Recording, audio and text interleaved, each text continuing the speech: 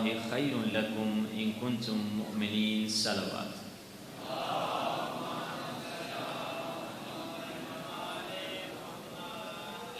رسول اللہ کے بارے میں خداوند متعال قرآن میں فرما رہا ہے وما ارسلناک الا رحمتا للعالمین، حبیب ہم نے آپ کو عالمین کے لیے رحمت بنا کر بھیجا۔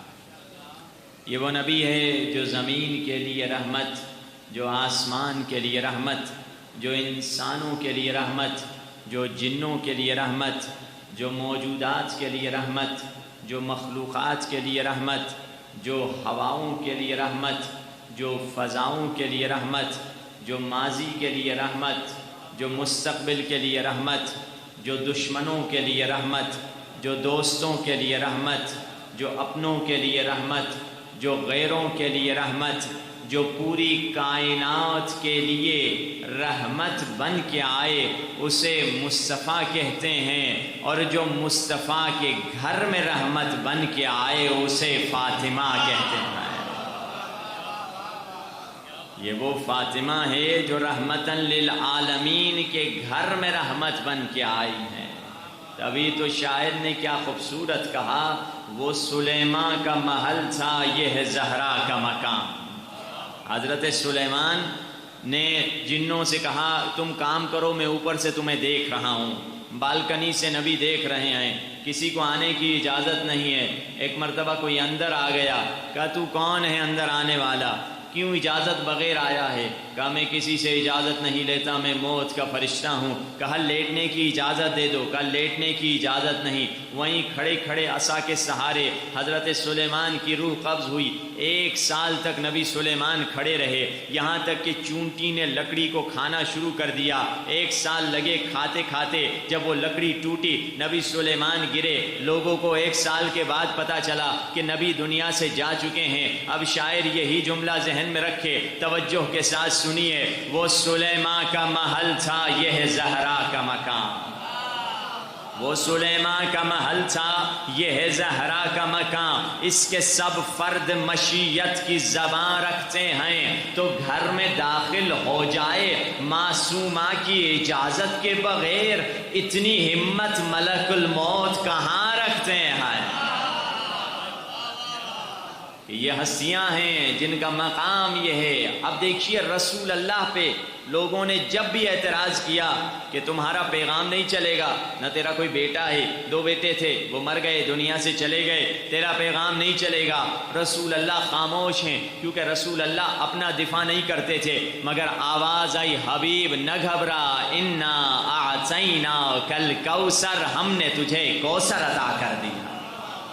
لوگ تانا دیتے تھے، جب بھی رسول اللہ پر کوئی اعتراض کرتا تھا، رسول اللہ اپنا پرسنل ڈیفینس نہیں کرتے تھے، پرسنل دفاع نہیں کرتے تھے، خدا رسول اللہ کا دفاع کرتا تھا۔ اور جب خدا پر کوئی اٹیک کرتا تھا، یعنی توحید پر کوئی اٹیک کرتا تھا، تو رسول اللہ دفاع کرتے تھے۔ بالکل ہی ایسے جیسے 2 آدمیوں کے درمیان معاہدہ ہو گیا ہو، اگر تم کو کوئی کچھ کہے تو ہم بولیں گے، اگر ہم کو کوئی کچھ کہے تو تم بول لینا۔ جب خدا کو کسی نے کچھ کہا تو رسول بولے ہیں، جب رسول کو کسی نے کچھ کہا خدا بولا ہے۔ مگر تاریخ یہ بتاتی ہے ایک تیسری ہستی بھی تھی کہ جب بھی کسی نے خدا کو کچھ کہا تب بھی وہ ہستی بولی ہے، جب بھی کسی نے رسول اللہ کو کچھ کہا تب بھی وہ ہستی بولی ہے۔ اب اگر اس ہستی کو کوئی کچھ کہے گا تو خدا بھی بولے گا، رسول ہے خدا بھی بولیں گے۔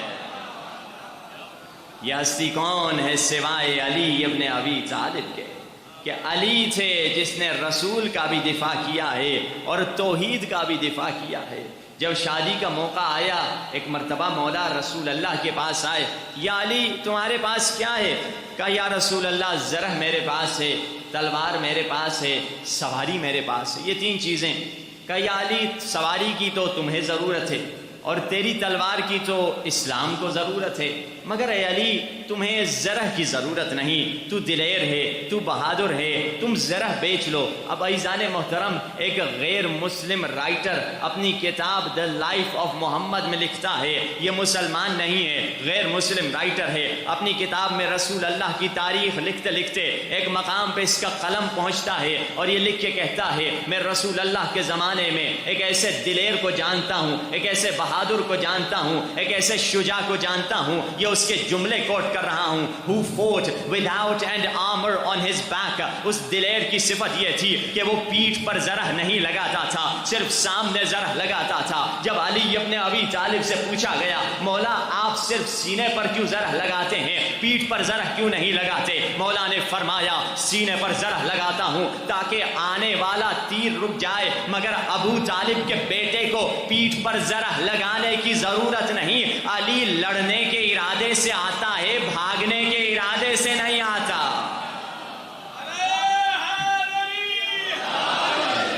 یہ علی ابن ابی طالب کا مقام ہے کہ اگر رسالت اور امامت اور توحید کا دفاع کیا ہے وہ علی نے کیا ہے۔ کیوں؟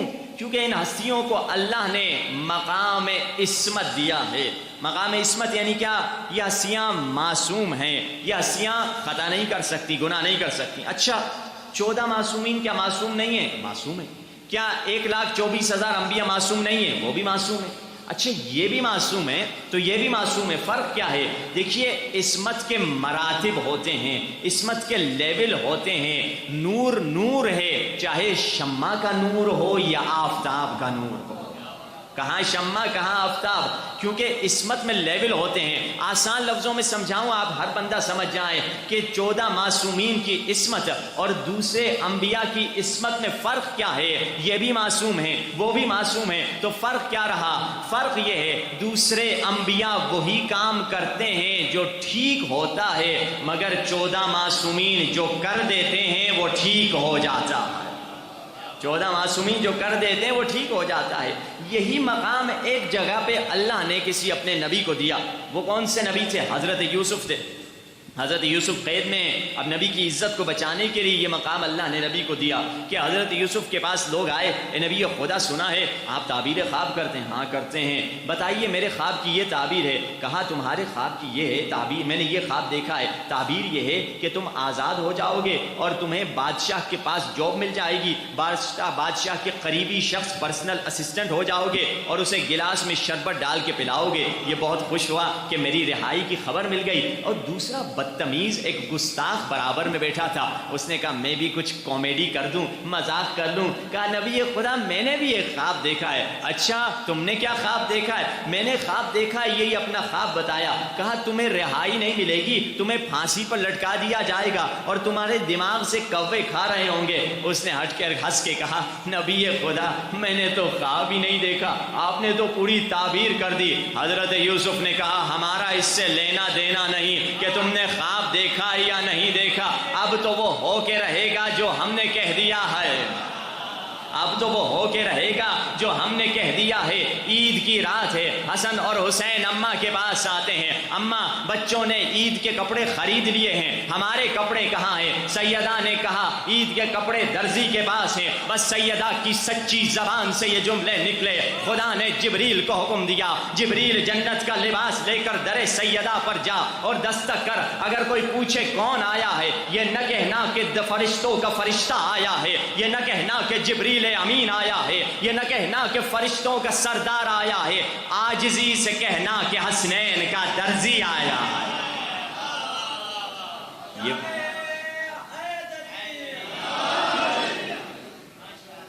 یہ وہ ہستیاں ہیں کہ سچائی ان کے زبان کا طواف کرتی ہے۔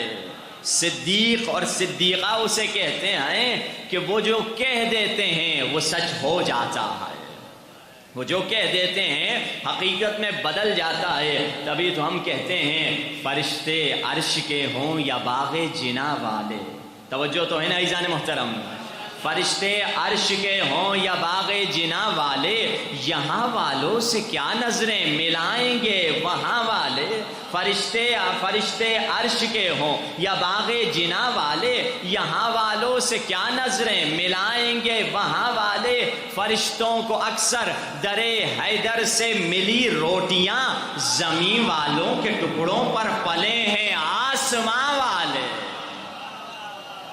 یہ وہ ہستیاں ہیں جن کے ذریعے سے رزق فرشتوں کو ملا ہے۔ اب ایک سوال پیش آتا ہے کہ ایک واقعہ ہے جس میں حضرت اولا سے ترک اولا ہوا۔ خدا نے کہا آدم جنت کو چھوڑ دے۔ جب آدم جنت کو چھوڑنے لگے، آواز آئی آدم جنت کا لباس اتار دے اور دنیا کا لباس پہن لے۔ مثال کے طور پہ میں کسی کے گھر میں رہ رہا ہوں، میرا ان کے ساتھ جھگڑا ہو گیا اور اگلے دن مجلس پڑھنے آیا، یہ ان کا لباس جس کو ہم لبادہ یا قبا کہتے ہیں، تو آپ لوگ اکثر اس کو شیروانی نام دیتے ہیں، یہ شیروانی نہیں ہے۔ تو بہر کہ اس کی جس دوست کے گھر پہ رہ رہا ہوں اس کی شیروانی پہن کے آ رہا ہوں جا رہا ہوں، آپ کو پتا نہیں یہ اس کی ہے، مثال کے طور پہ۔ ایک دن ان کا میرے ساتھ جھگڑا ہو گیا، بیچ مجمع میں کھڑے ہو کے انہوں نے کہا مولانا صاحب میری شیروانی اتار کے دے دیجیے۔ لوگ کہیں گے بھائی کیا ہے، بیچارے مولانا صاحب کی شیروانی کیوں اتروا دی تو نے، وہ پہن کے بھی چلے جاتے تو کیا ہو جاتا، ایک شیروانی سے نہ وہ امیر ہو جاتے نہ تو فقیر ہو جاتا، کوئی بات نہیں۔ اب خدا سے عاجزانہ سوال ہے، مالک تیری اتنی بڑی جنت ہے، ایک لباس آدم پہن کے چلے جاتے، تیری جنت میں نقصان تو نہیں آنا تھا؟ تو خالق ہے، ایک کرتا بنا لیتا، ایک کرتا کی بات ہے، کیوں آدم کو کہا کہ جنت کا لباس اتار دے دنیا کا لباس پہن لے؟ آواز آئے گی ہم آدم کی خاطر قانون جنت کو نہیں بدلیں گے۔ خدایا قانون جنت کیا ہے؟ قانون جنت یہ ہے یہاں کی چیز وہاں نہیں جائے گی اور وہاں کی چیز یہاں نہیں آئے گی۔ اب تیسرا سوال میرا یہ ہوگا خدایا اگر قانون جنت یہ ہے کہ یہاں کی چیز وہاں نہیں جائے گی اور وہاں کی چیز یہاں نہیں آئے گی تو جبریل امین جنت کا لباس لے کر در سیدہ پہ کیسے پہنچے ہیں؟ یہاں دو ہی چیزیں سمجھ میں آتی ہیں، دو ہی وجوہات سمجھ میں آتی ہیں، یا تو خدا نے سیدہ کی خاطر قانون جنت کو بدل دیا یا تو سیدہ جہاں رہتی ہے وہ جگہ جنت ہوتی ہے۔ جہاں سیدہ رہے وہ جگہ جنت بن جاتی ہے۔ تو پتہ چلا یہ لباس جنت سے نہیں نکلا، جنت کے ایک حصے سے دوسرے حصے میں گیا تھا، یا کہوں جنت سے نکل کر مالکان جنت کے پاس گیا تھا۔ یہ وہ ہستیاں ہیں جن کو اللہ نے یہ مقام عطا کیا ہے۔ یہ رتبہ کیوں ملا؟ اس اطاعت کی وجہ سے ملا تھا، اس بندگی کی وجہ سے ملا تھا، اس خلوص کی وجہ سے ملا تھا جو ان ہستیوں کی دل میں تھا۔ آپ دیکھیے بی بی سیدہ نے صرف 10 روٹیاں دے دی، خدا نے پورا سورہ حل عطا نازل کر دیا، لوگوں نے بوریاں بوریاں خیرات میں دے دی، ایک آیت نازل نہیں ہو رہی تھی، سیدہ نے 10 روٹیاں دیں کیونکہ خدا یہ نہیں دیکھ رہا تھا کہ یہ اس نے 1000 بوریاں راہ خدا میں دی، ادھر 10 بوریاں دی ہیں، خدا روٹیوں کی تعداد کو نہیں دیکھ رہا تھا، وہ خلوص دل زہرا کو دیکھ رہا تھا کہ کس خلوص سے سیدہ نے کس طہارت سے روٹیاں راہ خدا میں دی ہیں۔ تبھی تو سورہ حل عطا پیدا ہوا، جس آیت پہ گفتگو چل رہی ہے، جس آیت کو سرنامہ کلام قرار دیا گیا ہے، بقیت اللہ خیر لکم ان کنتم مؤمنین۔ جب تک کسی مجلس میں امام زمانہ کا ذکر نہ ہو وہ مجلس ادھوری رہ جاتی ہے۔ مولا ہی کے ذکر سے ہر ذکر ہے۔ آپ دیکھیے مولا علی کے دور میں سلمان بھی علی علی کرتے تھے، ابو ذر بھی علی علی کرتے تھے، امام حسین کے دور میں حبیب بھی حسین حسین کرتے تھے، امام جعفر صادق کے دور میں مولا کے صحابی امام جعفر صادق کا ذکر کرتے تھے، مگر ہمارے زمانے کے امام زمانہ ہیں، ہم بہت کم ان کا ذکر کرتے ہیں۔ یہ ان کی مظلومیت کی دلیل ہے۔ ہماری جو مجلس کا موضوع ہو مگر وہ جا کر امام زمانہ تک اسے ختم ہونا چاہیے، اور وہی ہمارے ولی دوران ہے۔ ہمارا مقصد یہ ہے کہ اس امام تک پہنچے۔ کہاں سے آغاز کریں؟ وہاں سے آغاز کریں جہاں مولا نے کہا تھا اگر مومن کسی بھی معاشرے میں رہتا ہے اس مومن کو سب سے متقی ترین اس معاشرے کا شخص ہونا چاہیے، سب سے عالم ترین وہی ہو، ٹیکنالوجی میں سب سے آگے وہ ہو، علم میں سب سے آگے وہ ہو، تقویٰ میں سب سے آگے وہ ہو۔ تبھی تو امام علی نے امام حسن حسین سے کہا وصیت میں، بیٹا حسن حسین کہیں کوئی غیر تم سے نماز میں آگے نہ نکل جائے، کہیں کوئی غیر تمہیں سے حفظ قرآن میں آگے آگے نہ نکل جائے، کہیں کوئی غیر تم سے تلاوت قرآن میں آگے نکل نہ جائے۔ تم وارث قرآن ہو، ہم وارث قرآن کے چاہنے والے ہیں۔ اگر ہم میں حافظ کم ہیں تو زیادہ ہونے چاہیے، اگر نمازی کم ہیں زیادہ ہونا چاہیے۔ دیکھیے اگر خیر و خیرات کرنے والے کم ہیں بڑھنا چاہیے۔ علی کی خیرات کا انداز دیکھیے، مولا کوفے میں چل رہے ہیں، دیکھا ایک خاتون ہے جو مشک پیٹھ پر اٹھائی جا رہی ہے، خاتون کے قریب آئے، تو کیوں اٹھا رہی ہے، تیرا شوہر کہاں ہے؟ کہنے لگی میرا شوہر علی کی مدد کرتے کرتے مر گیا، شہید ہو گیا۔ اور اب مولا علی کو یہ خاتون برا بھلا کہنے لگی، خدا ایسے ایسے کرے علی کو، علی ہمیں بھلا چکا ہے، یہ میرے بیوہ میں بیوہ ہوں، یتیم بچے ہیں، علی نے ہمارے طرف توجہ ہی نہیں کی۔ مولا نے کچھ نہیں کہا، مولا بس اسے کہتے رہے تم چھوڑ دو، علی کو معاف کر دو، جبکہ مولا کی کوئی خطا نہیں تھی۔ مولا نے مشک اٹھایا اور سامنے چلنے لگے اور کہا پیچھے سے، میں نہیں چاہتا تو سامنے چلے، میری نگاہ تمہاری چادر پہ پڑے گی، تم پیچھے سے آؤ، مجھے راستہ بتاؤ، اور یہاں تک کہ مجھے پتھر پھینک کر راستہ بتاؤ، اگر دائیں طرف جانا ہے تو دائیں طرف پتھر پھینکو، اگر بائیں طرف جانا ہے بائیں طرف پتھر پھینکو، میں تمہاری آواز کو بھی سننا نہیں چاہتا ہوں۔ علی کی غیرت تھی، اس خاتون کے گھر پہ پہنچے، مشک زمین پہ رکھا، خدا حافظ کر کے آ گئے۔ روایت کہتی ہے پوری رات علی سو نہ سکے، اگلی صبح علی اٹھے، ایک بوری اٹھائی جس میں آٹا ڈالا، جس میں کچھ روٹی ڈالی، جس برتن میں کچھ برتن ڈالے اور کھانے پینے کی چیزیں ڈالی، اور وہ سامان اٹھا کے نکل رہے ہیں۔ راستے میں کسی نے علی کو دیکھا، کہا مولا مجھے اپنا سامان اٹھانے دیجئے، کہا نہیں، قیامت کے دن اپنا وزن میں خود اٹھاؤں گا، ادھر بھی اپنا وزن خود ہی اٹھاؤں گا۔ مولا جب چل رہے ہیں، صحابی بھی آتے جا رہے ہیں، 4-5 صحابی مولا کے ساتھ پہنچے، مولا نے دروازہ کھٹکھٹایا، کہا کون ہے؟ بیوہ نے پوچھا کون ہے؟ مولا نے کہا میں وہی ہوں جس نے کل تمہیں مشق اٹھاتے ہوئے مدد کی تھی۔ اس نے دروازہ کھولا، پھر سے صحابیوں کے سامنے کہا آپ جیسے نیک لوگ کوفے میں رہتے ہیں، مگر علی تو ہمیں بالکل بھلا چکے ہیں۔ پھر سے مولا کو کچھ برا بھلا کہا، اصحاب چاہتے تھے مولا کا تعارف کرائیں، مولا نے انگلی کے اشارے سے کہا میرا تعارف نہ کرانا۔ اندر آئے، مولا نے دیکھا یتیم بچے ہیں جن کے باپ ابھی تازہ مر چکے ہیں۔ مولا ان بچوں کو دیکھنے کے بعد خاتون سے کہتے ہیں تو کھانا پکائے گی یا میں بچوں کا خیال رکھوں، یا تو بچوں کا خیال رکھے گی میں تمہارے لیے کھانا پکاؤں؟ وہ خاتون کہتی ہے کھانے بنانے میں میں آپ سے بہتر ہوں، میں کھانا بناتی ہوں، آپ میرے بچوں کا خیال رکھیں۔ علی ان بچوں کے ساتھ کھیل رہے ہیں، مگر وہ بچوں کے تازہ والد دنیا سے شہید ہو چکے ہیں، وہ مسکراتے نہیں۔ آخر ان بچوں کو علی نے کاندھوں پر بٹھایا اور دوڑنے لگے اور منہ سے آوازیں نکالنے لگے۔ صاحب نے کہا مولا آپ امیر المومنین ہیں، خلیفۃ المسلمین ہیں، یہ کیسی حرکت ہے جو آپ کر رہے ہیں؟ مولا فرماتے ہیں میں یہ سب کر رہا ہوں تاکہ ایک یتیم کے ہونٹوں پہ مسکراہٹ کو دیکھ سکوں۔ علی نے اس بچے کو مسکرایا، اس خاتون نے اپنا چولہا جلایا، دھواں اوپر جب گھر سے نکلا، پڑوسن کی عورتیں گھر میں آئیں کہ تمہیں کھانا کس نے دیا؟ تمہارے گھر سے ایندھن جل رہا ہے۔ کہنے لگی کہ جب تم کمرے میں آئے تھے ایک شخص تھا جو میرے بچوں کے ساتھ کھیل رہا تھا، وہی نیک انسان ہے جو میرے لیے روٹی لے کر آیا، اور کل اس نے مشق اٹھاتے ہوئے میری مدد کی تھی، جانتے ہو بڑا نیک بندہ ہے۔ وہ خواتین جو پڑوس کی تھی انہوں نے پوچھا کیا اس شخص کو جانتے ہو؟ کہنے لگی نہیں، ایک نیک انسان ہے۔ کہنے لگے وَيْحَكَ إِنَّهُ أَمِيرُ الْمُؤْمِنِينَ، وائے ہو اے خاتون، وہ جو تیرے بچوں سے کھیل رہا ہے وہ امیر المومنین ہے، وہ علی ابن ابی طالب ہے۔ یہ خاتون رونے لگی میں نے کتنی بے حرمتی کی علی کے سامنے، مگر علی ہلکے ہلکے مجھے بس یہ کہتے رہے اے بیوہ علی کو معاف کر دے۔ وہ دوڑتی ہوئی گئی، علی کے قدموں پہ گر گئی، کہا مولا مجھے معاف کر دیجئے۔ پھر سے مولا نے کہا نہیں نہیں تو مجھے معاف کر دے۔ کیوں؟ جبکہ علی کی کوئی خطا نہیں تھی۔ علی بتلا رہے ہیں یتیموں کے سامنے عاجزی کے ساتھ پیش آؤ،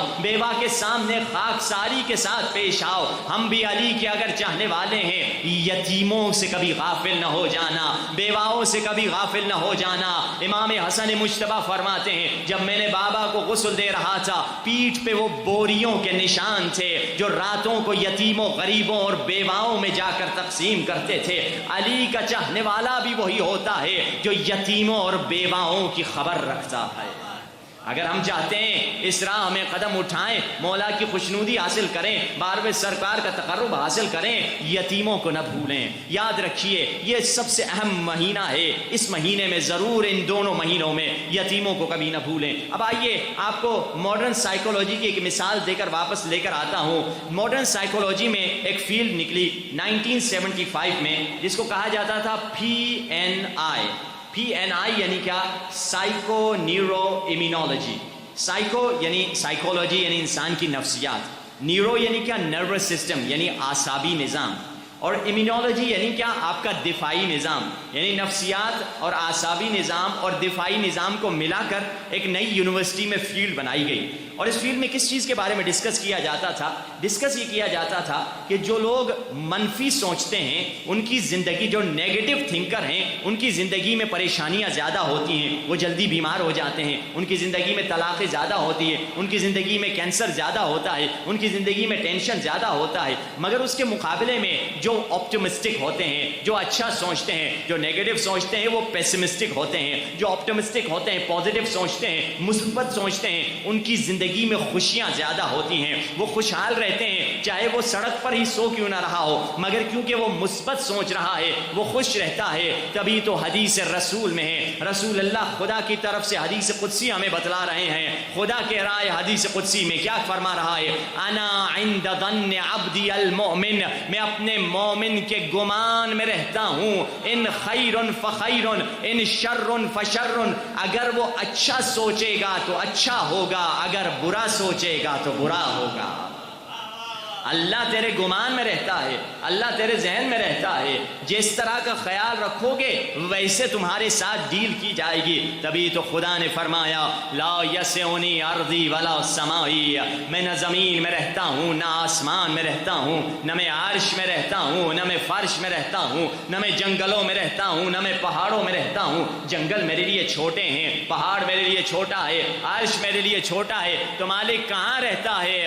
انا عند، میں کہاں پہ رہتا ہوں؟ فی قلب عبدی المؤمن، میں مومن کے دل کے اندر رہتا ہوں.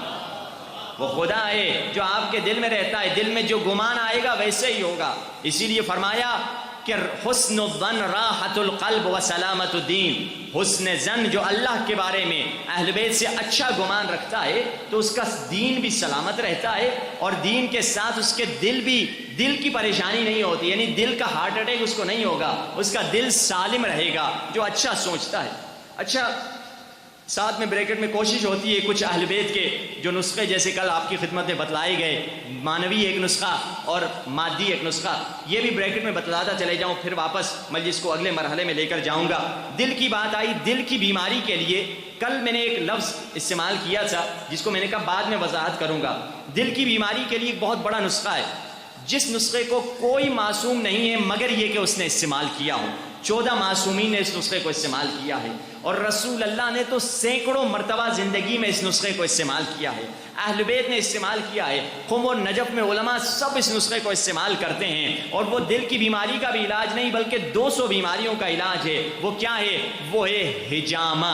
حجامہ یعنی کیا؟ جو ویٹ کپنگ ہوتی ہے، پیٹھ سے تھوڑا خون نکالا جاتا ہے. رسول اللہ فرماتے ہیں جب میں معراج سے پلٹا تھا، یہ معراج کا ہدیہ ہے، جب میں معراج سے پلٹا خدا نے مجھے کہا یا احمد احتجم وَأْمُرْ أُمَّتَكَ بِالْحِجَامَةِ، اے احمد خود بھی حجامہ کرو اور اپنی امت کو بھی حجامہ کا حکم دو. یہ نہیں کہا امت کے بیماروں کو بلکہ ہر بندے کو حجامہ کرنا چاہیے. کتنی مرتبہ؟ سال میں کم از کم 4 مرتبہ انسان کو حجامہ کرنا چاہیے. جیسے موسم بدلتا ہے، کئی بیماریاں، شوگر پیشنٹ کے لیے بھی اچھا ہے، دل کی بیماری کے لیے بھی اچھا ہے، بلڈ پریشر کے لیے بھی اچھا ہے. 200 بیماریوں کا اس میں علاج ہے. اور رسول اللہ خود فرماتے ہیں میری امت کی شفا 3 چیزوں میں رکھی گئی ہے، ایک شہد میں اور ایک کلونجی میں اور ایک حجامہ میں. حجامہ کی ٹریننگ ہونی چاہیے، اسی لیے ہم نے دوستان سے کہا ہے کہ حجامہ کا جو سامان ہے وہ لے کر آ جائیں، اور جو نوجوان ہوں گے ان کو ٹرین کر دیا جائے گا کہ آپ اس گاؤں میں حجامہ سیکھ لیں. 10 نوجوان 20 نوجوان سیکھ لیں، اور پھر بعد میں اس شرط پہ ان کو سکھایا جائے گا کہ وہ بھی جا کے آگے 10 لوگوں کو سکھائیں. یعنی اگر 10 ٹرین ہوتے ہیں تو 100 لوگ ہمارے پاس اس گاؤں میں ٹرین ہو جائیں گے. ہر گھر میں حجامہ کا کٹ ہونا چاہیے، اور وہ جا کر اپنے محرم کو، خواتین کو بھی بعد میں اپنے جو محرم ہیں ان کو سکھا سکتے ہیں کہ تاکہ اس سے یہ چیز بڑھتی چلی جائے اور یہ مری ہوئی سنت زندہ ہو جائے. آیت اللہ فیض کاشانی کہتے ہیں، کیا کہتے ہیں؟ اگر کس معاشرے میں کسی کو حجامہ نہیں آتی ہے تو تمام مسلمانوں پر واجب کفائی ہے کہ سیکھیں. بالکل جیسے کہ جنازہ دفنانا واجب کفائی ہے، اگر ایک نے دفنا دیا دوسروں پر واجب نہیں ہے. حجامہ اگر کچھ لوگ سیکھ چکے پھر دوسروں پر واجب نہیں ہے. آیت اللہ حسن زادہ عامری کہتے ہیں جب بار سرکار امام زمانہ اجل اللہ تعالی فرجہ الشریف، اونچی آواز سے صلوات پڑھیں.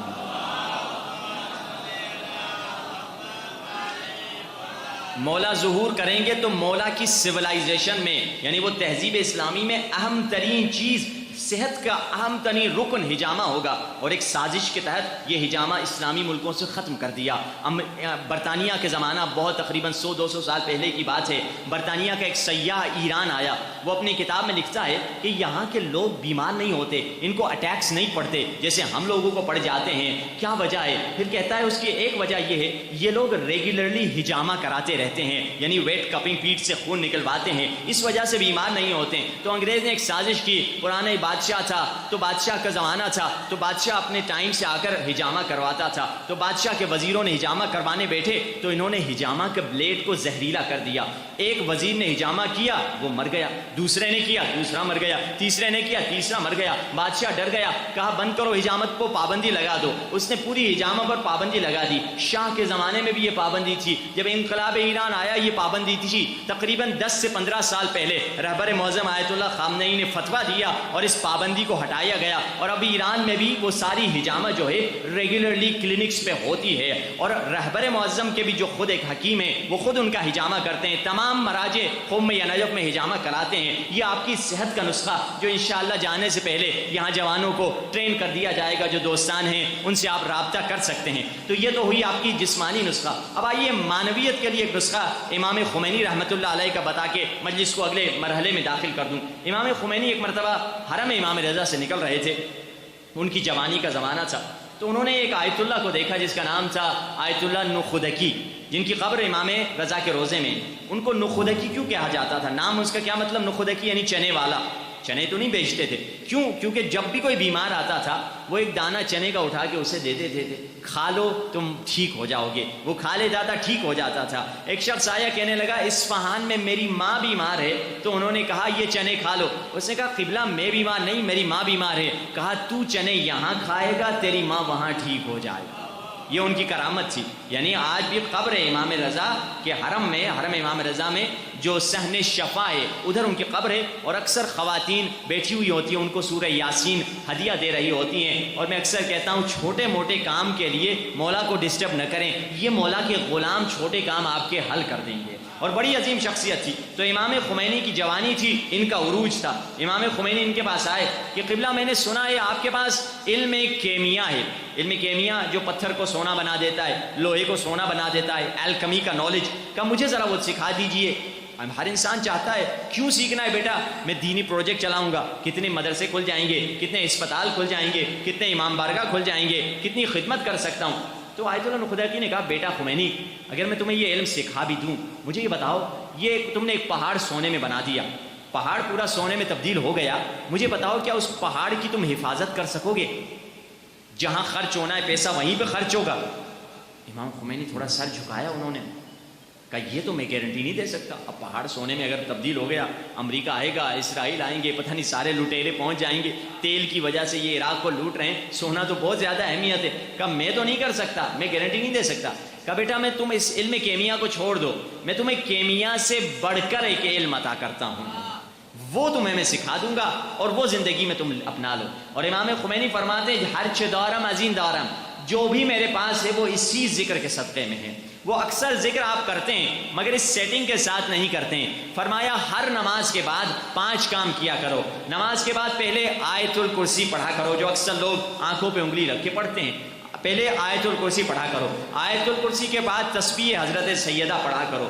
اس کے بعد 3 مرتبہ سورہ قل هو اللہ کی تلاوت کرو، پھر 3 مرتبہ صلوات کی تلاوت کرو، اور پھر آخر میں 3 مرتبہ ومن یتق اللہ والی آیت کو تلاوت کرو، جو سورہ طلاق کی دوسری آیت ہے اور تیسری، مگر دوسری پوری نہیں، دوسری کا آخری لائن ہے اور تیسری پوری ہے۔ کہاں سے شروع ہوتی ہے؟ ومن یتق اللہ یجعل لہ مخرجا وَيَرْزُقُ مِنْ حَيْثُ لَا يَحْتَسِبُ وَمَنْ يَتَوَكَّلْ عَلَى اللَّهِ فَهُوَ حَسْبُهُ إِنَّ اللَّهَ بَالِغُ أَمْرِهِ قَدْ جَعَلَ اللَّهُ لِكُلِّ شَيْءٍ قَدْرًا۔ مولا علی فرماتے قرآن کی کریم ہے یہ آیت ہے۔ اس آیت میں خدا کیا کہہ رہا ہے؟ وَمَنْ يَتَّقِ اللَّهَ يَجْعَلْ لَهُ مَخْرَجًا وَيَرْزُقُ مِنْ حَيْثُ لَا يَحْتَسِبُ، جو اللہ کا تقوی اختیار کرے گا اللہ اس کے نکلنے کی جگہ بنا دے گا اور اسے وہاں سے رزق دے گا جہاں سے وہ گمان بھی نہیں کرتا تھا۔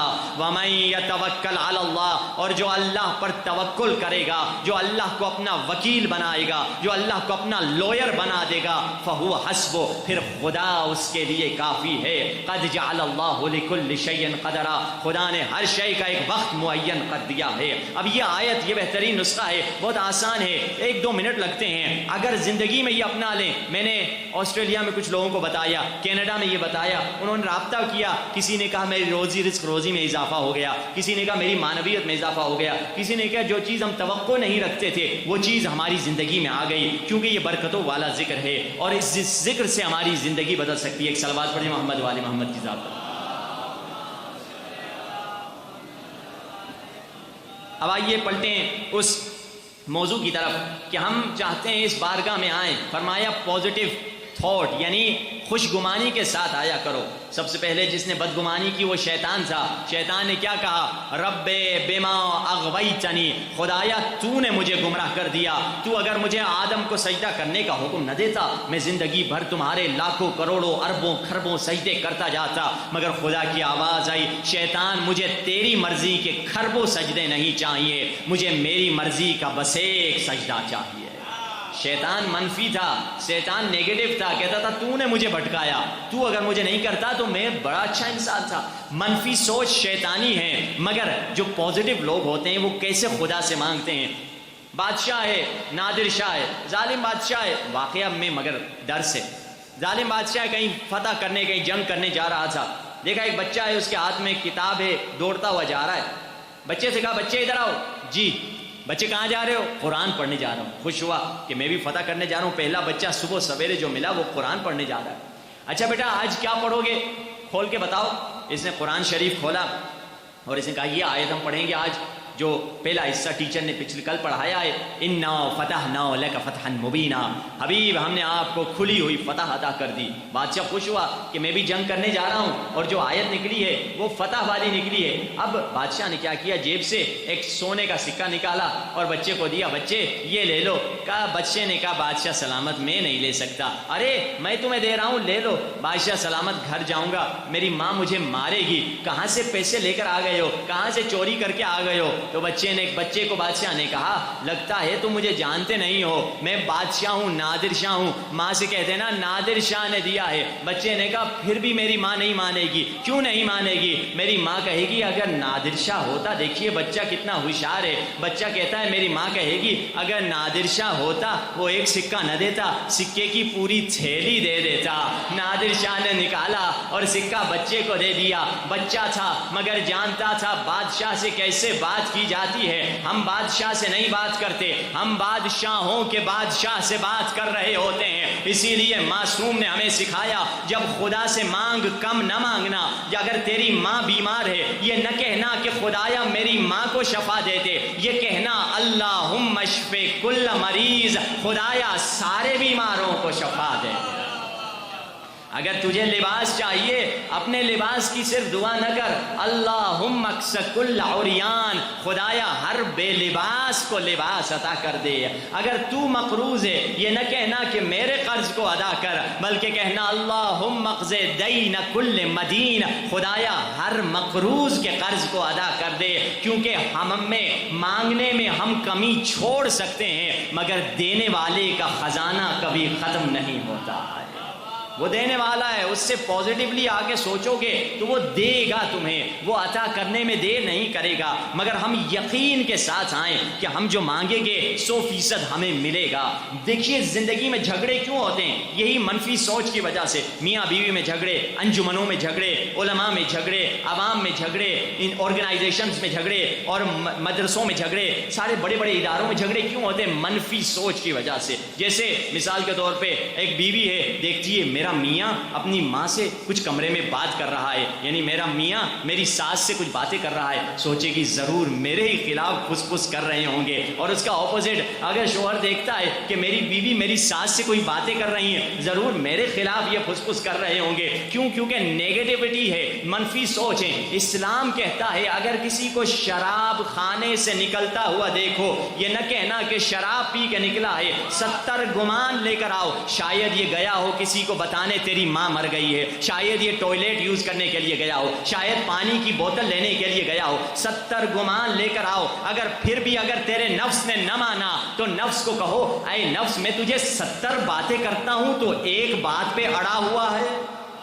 تو اسی پہلی بات پہ اڑا ہوا ہے، میں تجھے 70 آپشن دے رہا ہوں کیونکہ تم منفی ہے، میں تمہیں 70 باتیں کر رہا ہوں، تو پہلی بات پہ اڑا ہوا ہے۔ اسی وجہ سے فتنے ہوتے ہیں، اسی وجہ سے جھگڑے ہوتے ہیں۔ شیخ ہادی نامی شخص تھا، نجف مشہد میں رہتا تھا، یہ وہ شخص تھا جس نے پوری قوم کی اتنی خدمت کی، زندگی لگا دی۔ اس قوم کی جس سوسائٹی میں وہ رہتا تھا، 20 سال رات کو 2 بجے لوگ فون کرتے تھے، ہلو مولانا ہمارا جھگڑا ہو گیا، بیچارہ چلا جاتا تھا۔ لڑکیاں جوان ہوتی تھی، ان کے رشتے کے لیے لوگ آتے تھے، شادیاں کراتا تھا۔ لڑکے جوان ہوتے تھے، لڑکوں کا بتاتا تھا فلاں لڑکی اچھی ہے، شادیاں کراتا تھا۔ طلاق سے بچا لیتا تھا، لوگوں کی مشکلات حل کرتا تھا۔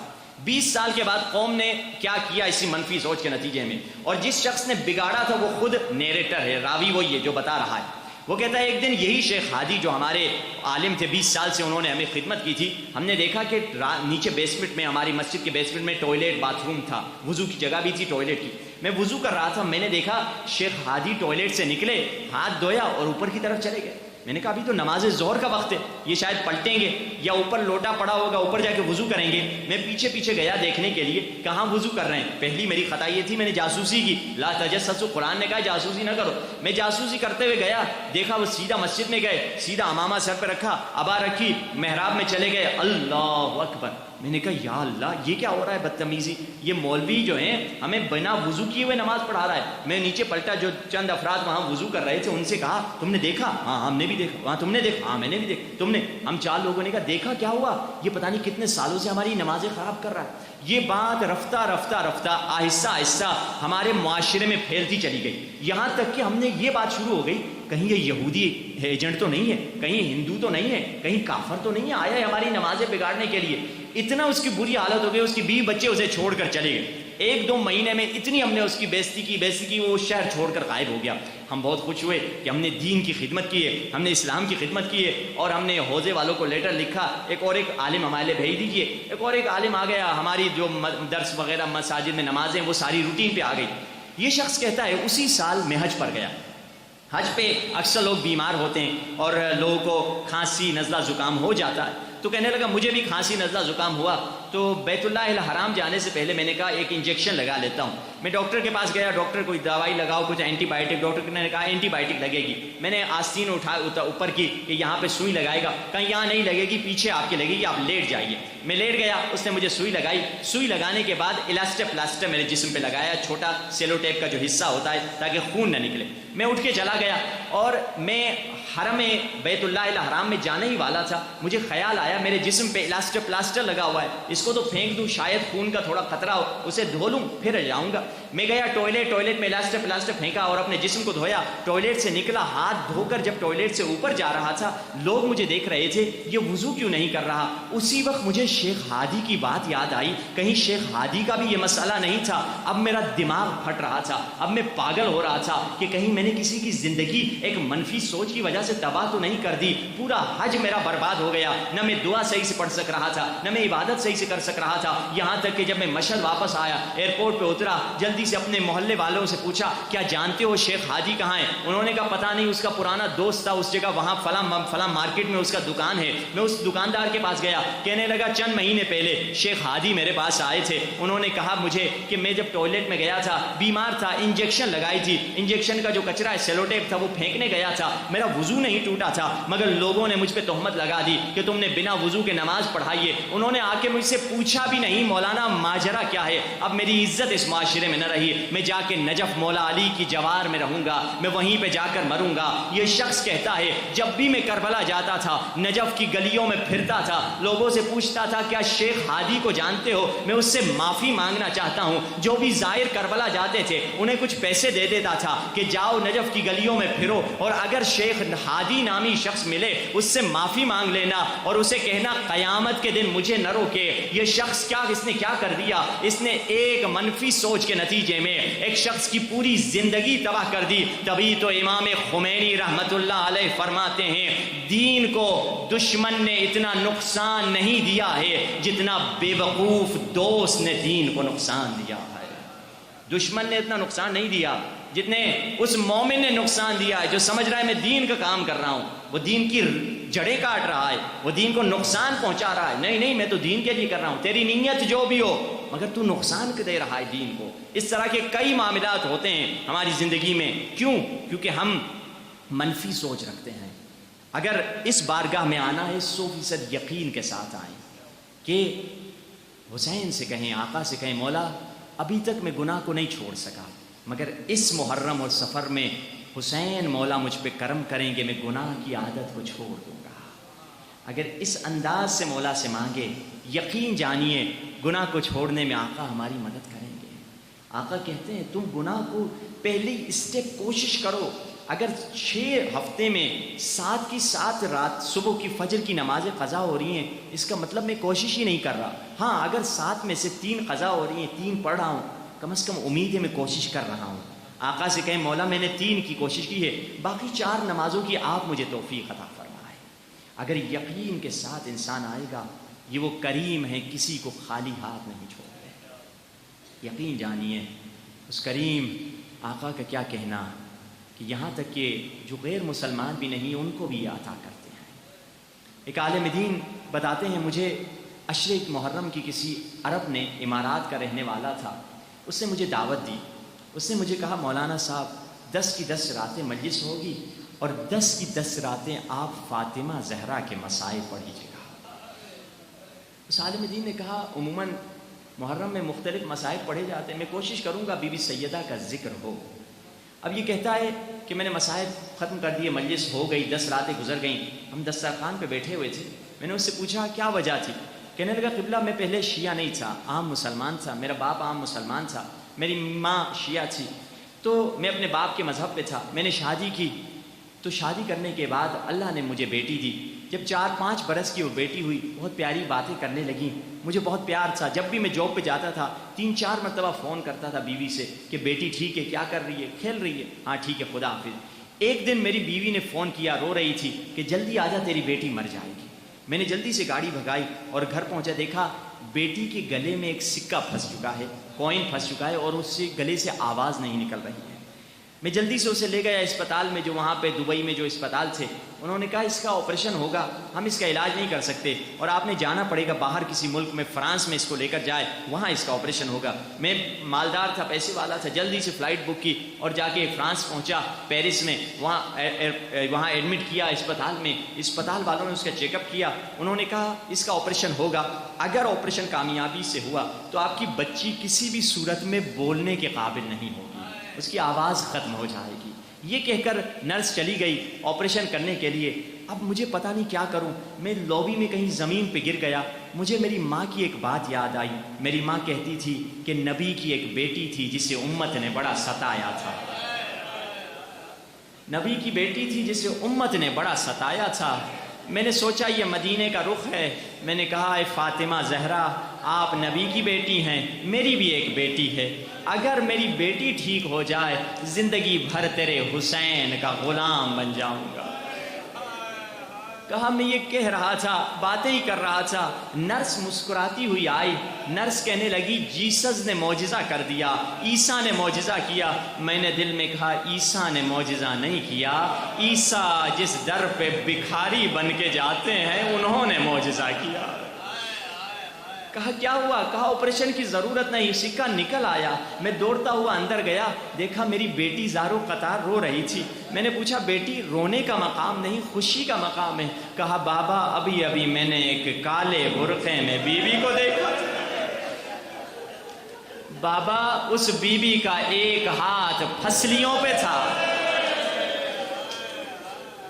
اس بیوی نے میری پیٹھ پہ مارا، سکہ نکل آیا. اور اس بی بی نے جاتے جاتے کہا اپنے بابا سے کہہ دو میرے بابا مجھ سے بہت پیار کیا کرتے تھے مگر امت نے مجھے بہت ستایا. تبھی تو اس بی بی نے کہا صبت علی مصائب لو انہا صبت علی الایام سرن لیالی. بابا مجھ پہ وہ مصیبتیں پڑی جو دنوں پہ پڑتی تو راتوں میں بدل جاتی، اور اگر راتوں پہ پڑتی پہاڑوں پہ پڑتی تو سرمے میں بدل جاتی. علی کی بی بی فاطمہ زہرا کی کیا مصیبت تھی؟ سب سے بڑا درد علی کی مصیبت تھی۔ جب علی گھر میں آئے، فاطمہ زہرا نے کہا یا علی، سنا ہے جب آپ گلی میں چلتے ہیں لوگ آپ کو سلام نہیں کرتے؟ کہا حسنین کی اماں بات اس سے آگے نکل چکی ہے، اب علی سلام کرتا ہے لوگ جواب نہیں دیتے۔ السلام علیک یا ابا عبداللہ، السلام علیک یا ابن رسول اللہ۔ ہاں عزادارو، بہت مظلومیتیں بی بی زہرا نے دیکھی ہے، مگر ام المصائب بس زینب ہے، ام المصائب بس زینب۔ جب مدینے سے یہ قافلہ نکل رہا تھا، امام حسین اور بی بی زینب کا زبان حال، بھیا حسین کربلا چلیں گے، تو فاتح کربلا بنے گا، میں فاتح شام بنوں گی۔ بھیا حسین کربلا چلیں گے، بنی ہاشم کے جوانوں کو سجا کے میدان میں بھیجنا میرا کام ہوگا، اور گھوڑوں سے گرتی لاشوں کو خیموں میں لانا تیرا کام ہوگا۔ بھیا حسین کربلا چلیں گے، میں بھی 2 بیٹے قربان کروں گی، تو بھی 2 بیٹے قربان کرے گا، مگر بھیا حسین میرے بیٹوں کا تیرے بیٹوں سے کوئی تقابل نہیں، میرے بیٹے تیرے بیٹوں کی جوتیاں اٹھانے والے ہیں، مگر بھیا حسین تیرے بیٹوں کی شہادت کے بعد تیری نسل تو باقی رہے گی، میرے بچوں کے بعد میری نسل ختم ہو جائے، کوئی اماں کہنے والا نہیں ہوگا، یہ حسرت تڑپاتی رہے گی۔ ہاں عزادارو، یہ بی بی پورے کربلا کے راستے میں حسین پہ مرثیہ پڑھا، عباس اور علی اکبر پہ مرثیہ پڑھا، مگر اون و محمد پہ مرثیہ نہیں پڑھا۔ جب بھی حسین مولا لاش لے کے آتے تھے، سب سے پہلے جو استقبال میں آتی تھی بی بی زینب تھی، مگر جب اون و محمد کی لاش لے کے حسین آئے، زینب نظر نہیں آ رہی تھی۔ مدینہ میں کسی نے بی بی سے پوچھا آپ اپنے بیٹوں کی لاش پہ کیوں نہیں آئے؟ بی بی نے فرمایا میں اپنے بھائی حسین کو شرمندہ نہیں کرنا چاہتی تھی، کہیں حسین مجھے دیکھ کے شرمندہ نہ ہو جائے۔ جب یہ کاروان قید سے رہا ہوا، سید سجاد پھپھی کے پاس آئے، پھپھی اماں کیا حکم ہے، یزید سے کیا شرائط بتائیں؟ کہا بیٹا سجاد یزیدیوں سے کہہ دو شام غریبہ میرے سر سے ایک چادر کھینچی گئی تھی، اس چادر کو چادر تطہیر کہتے ہیں، وہ چادر واپس کر دی جائے، اور یزید سے کہہ دو ہمارے لیے گھر خالی کرا دیا جائے، ہم شام میں مجلس حسین قائم کریں گے۔ گھر خالی کرا دیا گیا، ایک ایک کر کے سرانے شہداء لائے گئے۔ عزادارو، ایک مرتبہ علی اکبر کا سر لایا گیا، علی اکبر کی ماں اٹھی، آجا میرے اکبر، تو نے پانی مانگا تھا مگر تجھے پانی نہ ملا۔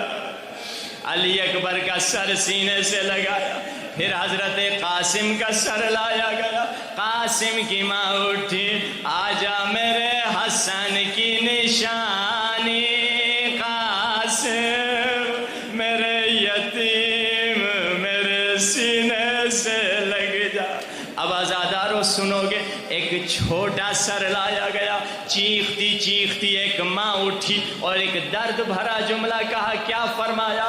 امثلک تنہر، کیا تجھ جیسا بھی ذبح کیا جاتا؟ اب ازادارو ایک سر تھا، سنو گے وہ نوکے نیزے سے نہیں اترا، وہ کہاں سے آیا؟ وہ گھوڑے کی گردن میں لٹکا ہوا تھا۔ غیور جوان کہاں ہو؟ یہ سر کبھی نیزے پہ بلند نہ ہو سکا، کیسے بلند ہوتا جو زینب کا سر کھلا تھا؟ ہاں زادارو سنو گے معذرت کے ساتھ، سخت روایت ہے، کہتے ہیں روایت کے جملے، ظالم نے وہ جو رسی باندھی تھی، لمبی باندھی تھی، جانتے ہو کیا غضب ہوا؟ جب گھوڑا دوڑتا تھا یہ سر کبھی زمین پہ ٹکراتا، کبھی گھوڑے کے قدم سے ٹکراتا۔ یہ شیر علی عباس کا سر تھا۔ ام کلثوم اٹھی، آجا میرے بھیا عباس، میرے سینے سے لگ جا۔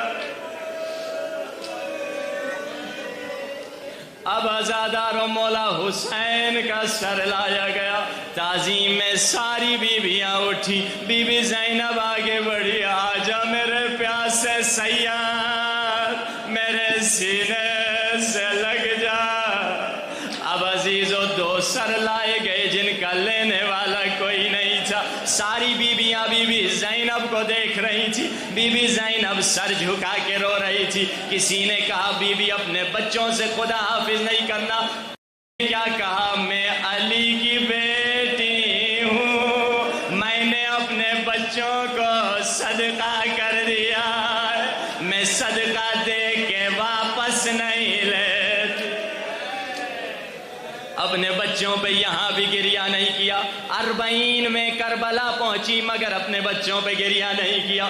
مدینہ واپس گئی، نانا کے روزے پہ گئی، نانا زینب اجڑ کے آئی ہے۔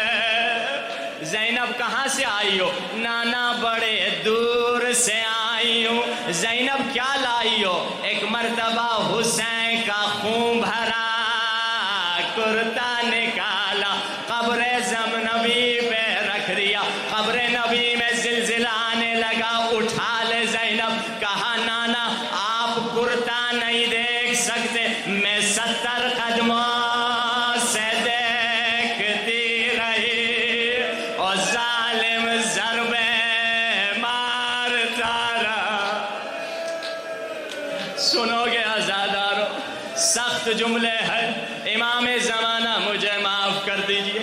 جب حسین کی گردن پہ پہلی ضرب لگی فرشتے کربلا چھوڑ کے چلے گئے، جب دوسری ضرب لگی انبیاء کربلا چھوڑ کے چلے گئے، جب تیسری ضرب لگی اولیاء کربلا چھوڑ کے چلے گئے، جب 9ویں ضرب لگی حسن نے کہا بابا میں نہیں دیکھ سکتا، چلے گئے، جب 10ویں ضرب لگی علی نے کہا یا رسول اللہ میں نہیں دیکھ سکتا، چلے گئے۔ اب ایک مرتبہ جب 11ویں ضرب لگی رسول اللہ چلے گئے، حسین نے آواز دی ہائے میں غریب اکیلا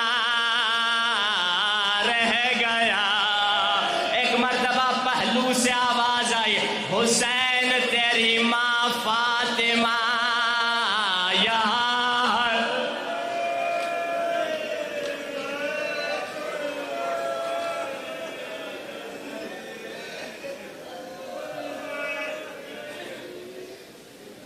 لعنت اللہ علی القوم الظالمین وسيعلم الذين ظلموا أي منقلب ينقلبون۔